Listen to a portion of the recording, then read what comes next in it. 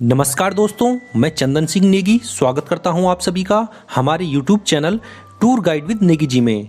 दोस्तों, अगर आप भी देहरादून में घूमने के लिए आना चाहते हैं तो मैं आज आपको बताऊंगा कि देहरादून के प्रमुख टूरिस्ट प्लेसेस कौन से हैं, यहां घूमने में कितने दिन लगेंगे और टोटल खर्चा कितना आ सकता है। दोस्तों, उत्तराखंड की दून घाटी में बसा देहरादून उत्तराखंड की राजधानी और एक खूबसूरत पर्यटक स्थल भी है। देहरादून से ही 35 किलोमीटर की दूरी पर बसा है पहाड़ों की रानी मसूरी। इसलिए मसूरी आने वाले पर्यटक देहरादून में भी घूमना नहीं भूलते। यहाँ पर बहुत से सुंदर और प्राकृतिक पर्यटक स्थल हैं जो आपकी देहरादून की यात्रा को शानदार बना देंगे। तो चलिए फिर पहले जानते हैं देहरादून के प्रमुख पर्यटक स्थल कौन से हैं। तो इसमें पहले नंबर पर आता है सहस्त्रधारा। देहरादून के घंटाघर से लगभग 15 किलोमीटर दूर है सहस्त्रधारा। गर्मियों में तो यहाँ पर पर्यटकों की भीड़ लगी रहती है। देहरादून के अलावा यहाँ पर हरियाणा, दिल्ली, चंडीगढ़ और उत्तर प्रदेश से भी बड़ी संख्या में पर्यटक घूमने आते हैं। यहाँ पर छोटी सी एक नदी है जिसके पानी का यूज स्विमिंग के लिए किया जाता है। यहाँ पर कई सारे छोटे छोटे तालाब बनाए गए हैं जिसमें बच्चों से लेकर बड़े तक सभी लोग एंजॉय करते हैं। फैमिली के साथ छुट्टी बितानी हो या फिर दोस्तों के साथ एंजॉय करना हो, ये वाटर पार्क बेस्ट है। यहाँ पर स्विमिंग का कोई चार्ज नहीं लगता, ये बिल्कुल फ्री है। बस यहाँ पर लॉकर वगैरह का चार्जेस लगता है जो कि 20 से 30 रुपए रहता है। इसके बाद अगले स्थान पर आता है गुच्चू पानी, या जिसे रोबर्ट्स केव भी कहते हैं। देहरादून के घंटाघर से लगभग 8 किलोमीटर दूर स्थित है गुच्चू पानी। ये एक पुराने समय में डाकुओं की गुफा हुआ करती थी, लेकिन अब ये देहरादून में घूमने के लिए बेस्ट टूरिस्ट प्लेस है। यहाँ पर एक गुफा के अंदर एक छोटी नदी निकलती है और इस केव के पास बच्चों के खेलने के लिए कई प्रकार के झूले भी हैं। दरअसल में यहाँ पे बताते हैं कि पहले के समय में डाकू रहा करते थे छुप करके, और जब उनके पीछे पुलिस पड़ती थी तो उस टाइम पे वो यहाँ पर भाग जाया करते थे, इसीलिए इसको रोबर्ट्स केव कहते हैं। यहाँ पर बड़ी संख्या में पर्यटक घूमने आते हैं और गुफा के अंदर जाने में ऐसा लगता है मानो आप पुराने जमाने में आ गए हों। यहाँ पे एंट्री करने के लिए 35 रुपये का टिकट लेना होता है। उसके बाद आप यहाँ पे अंदर घूम सकते हैं। इसके बाद अगले स्थान पर आता है लच्छीवाला। घंटाघर से लगभग 18 किलोमीटर दूर स्थित है लच्छीवाला, जो कि एक नेचर पार्क है।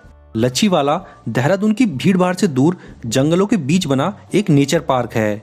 यहाँ पर कई प्रकार के पेड़ पौधे, बगीचे, झूले, पानी के फुहारे और स्विमिंग पूल बने हुए हैं। यहाँ पर आप घूमते हुए प्रकृति को बेहद करीब से देख सकते हैं। ये पार्क काफी बड़ा है जिसमें बच्चों के कई सारे झूले लगे हैं। ये जगह स्विमिंग पूल के लिए फेमस है क्योंकि यहाँ जंगल के बीच में एक छोटी नदी बहती है जिस पर छोटे छोटे कई सारे स्विमिंग पूल बने हुए हैं। इसके अलावा यहाँ कई प्रकार के फूल, पेड़ और पौधे भी आप देख सकेंगे। ये पार्क मंडे को बंद रहता है और यहाँ का एंट्री टिकट 30 रुपये है। इसके बाद अगले स्थान पर आता है देहरादून जू। दोस्तों, देहरादून के घंटाघर से 9 किलोमीटर दूर स्थित है देहरादून जू।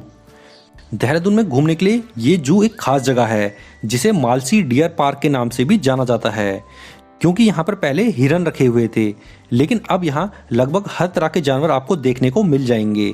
यहाँ पर कई प्रकार के पक्षी, कई प्रकार के सांप, जंगली जानवर और मछलियों की कई प्रजातियां देखने को मिलेंगी। बच्चों को ये जगह बहुत ही पसंद आती है। यहाँ पूरे पार्क में घूमने के लिए 4 से 5 घंटे लग जाते हैं। यहाँ के लिए आपको सिटी बस और ऑटो दोनों ही मिल जाएंगे।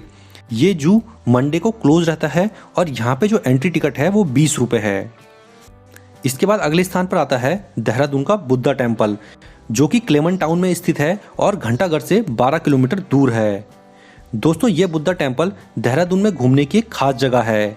ये एक भगवान बुद्ध को समर्पित मंदिर है। ये बौद्ध मठ जापानी वास्तुकला में बना हुआ एक खूबसूरत और विशाल मठ है। देहरादून के क्लेमन टाउन में स्थित इस बुद्धा टेम्पल का निर्माण 1965 में शुरू हुआ था। इस टेम्पल का निर्माण तिब्बती बौद्ध भिक्षुओं ने करवाया था, क्योंकि देहरादून में बहुत से तिब्बती लोग रहते हैं, इसलिए उनकी पूजा के लिए ये एक अच्छी जगह है। और पर्यटकों को भी ये जगह बेहद पसंद आती है, क्योंकि यहाँ पर आपको तिब्बती कल्चर देखने को मिलेगा और आप बुद्ध के जीवन के बारे में जान पाएंगे। तो यह है देहरादून के सबसे प्रसिद्ध और पुराने टूरिस्ट प्लेसेस जहाँ पे लोग सबसे ज़्यादा घूमने के लिए आते हैं। तो आप बात करते हैं यहाँ पे किस तरह से आप सबसे सस्ते में घूम सकते हैं। तो सबसे सस्ते में घूमने के लिए यहाँ आप लोकल ऑटो और लोकल बस चलती हैं, सिटी बस, उनका यूज़ कर सकते हैं। उनका चार्जेस काफ़ी कम रहता है, तो उसमें आप सबसे सस्ते में पहुँच सकते हैं। इसके अलावा अगर आप बाइक रेंट पे लेकर यहाँ पर सब जगह घूमना चाहते हैं तो देहरादून में कई सारी ट्रैवल एजेंसी बाइक रेंट पे भी देती है। आप नेट पे देख सकते हैं, गूगल में सर्च कर लीजिए, बहुत सारी बाइक रेंट देने वाली ट्रैवल एजेंसी हैं। उनसे बाइक लेके पर डे के हिसाब से 600 रुपये 700 रुपये इनका चार्जेस रहता है और उस तरह से आप यहाँ पे बाइक रेंट पे भी ले सकते हैं। अब मैं अगर बात करूँ कि देहरादून में घूमने का बेस्ट टाइम कौन सा रहता है, तो देहरादून में घूमने का बेस्ट टाइम रहता है गर्मियों का और सर्दियों का। बरसात में अगर आप आते हैं तो यहाँ पे जैसे गुच्चू पानी है, सहस्त्रधारा है और लच्छी वाला है, ये जो पानी वाली जगह है यहाँ पे पानी खराब हो जाता है क्योंकि पहाड़ों में जब बारिश होती है तो पानी मटमैला हो जाता है और पानी की रफ्तार भी बढ़ जाती है। उस टाइम पे सारी नदियाँ उफान पे रहती हैं, तो इसलिए उस समय यहाँ पे आना बेकार हो जाएगा आपका, क्योंकि यहाँ पे आप इंजॉय नहीं कर पाएंगे और यहाँ पे इस टाइम पे वैसे भी लोग नहीं आते हैं। तो यहाँ पे आने का बेस्ट टाइम है गर्मियों का और सर्दियों का। उस समय आप आइए, सबसे ज़्यादा इंजॉय आप उसी समय कर पाएंगे। अब बात करते हैं कि देहरादून में पहुँचे कैसे। तो देहरादून में आप देश के किसी भी कोने से पहुंच सकते हैं क्योंकि यहाँ पहुंचना बहुत ही आसान है। ये उत्तराखंड की राजधानी है, इसलिए यहाँ तक आप बस से भी, ट्रेन से भी और फ्लाइट से भी पहुंच सकते हैं। तीनों ही सुविधा देहरादून तक आपको मिल जाएगी। और सबसे सस्ते में अगर आप आना चाहते हैं तो आप ट्रेन से आ सकते हैं, तो उससे आप सबसे सस्ते में देहरादून पहुँच जाएंगे। अब बात करते हैं कि इन टोटल 5 प्लेसेस में घूमने का बजट कितना बैठेगा और कितने दिन में आप इन सब जगहों को कवर कर पाएंगे। तो ये सभी प्लेसेस घूमने में आपको लगभग 3 दिन का समय लग जाएगा, क्योंकि ये तीनों प्लेसेस अलग अलग स्थानों पे हैं, तो इसलिए 3 दिन आपको यहाँ पे घूमने में लग जाएगा। और अगर आप थोड़ा जल्दी भी करते हैं तो 2 दिन कम से कम यहाँ घूमने का लगेगा। और अगर आपको ये यात्रा जल्दी करनी है तो आप 2 दिन में भी कर सकते हैं। उसके लिए आपको बाइक रेंट पे लेनी होगी और या तो आप यहाँ टैक्सी बुक करा के जाइए या फिर आपकी अपनी गाड़ी होनी चाहिए, तब आप इन 5 प्लेसेस को 2 दिन में भी कवर कर सकते हैं। और अगर आप सबसे सस्ते में करना चाहते हैं तो आप यहाँ की लोकल बस और ऑटो से सबसे सस्ते में इन सभी यात्राओं को कर सकते हैं। और अगर आप अपनी गाड़ी से आते हैं तो अपनी गाड़ी से भी आप इन 5 प्लेसेस की यात्रा कर सकते हैं।